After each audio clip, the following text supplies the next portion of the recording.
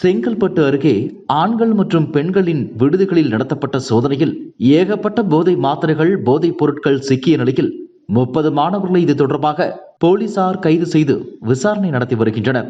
இந்த செய்தியை ஷேர் செய்துள்ள இயக்குனர் மோகன்ஜி, இதை பற்றி படம் எடுத்தால் கிண்டல் பண்ணுவீங்க, இப்ப பாருங்க உண்மை அம்பலமாகிவிட்டது என ட்வீட் ஒன்றை பதிவிட்டுள்ளார்.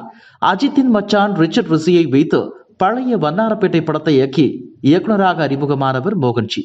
இவரோட இயக்கத்தில் வெளியான திரௌபதி திரைப்படம் நாடக காதலுக்கு எதிரான படமாக உருவாகி மிகப்பெரிய சர்ச்சையை கிளப்பியது. ரிச்சர்ட் ரிஷி, ஷீலா ராஜ்குமார் நடித்த அந்த படம் குறித்து கலவையான விமர்சனங்கள் குவிந்தன. சாதிய படம் என்கிற முத்திரையும் குத்தப்பட்டது. அந்த படத்தை தொடர்ந்து ருத்ர தாண்டவம் படத்தையும் இயக்கினார் மோகன்ஜி.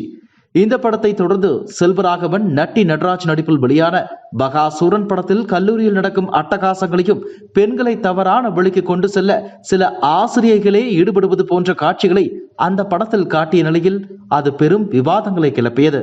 இந்நிலையில் போதைப் பொருள் புழக்கம் தனியார் கல்லூரியில் கண்டுபிடிக்கப்பட்டுள்ள நிலையில் இயக்குனர் மோகன்ஜி ட்வீட் ஒன்றை பதிவிட்டுள்ளார்.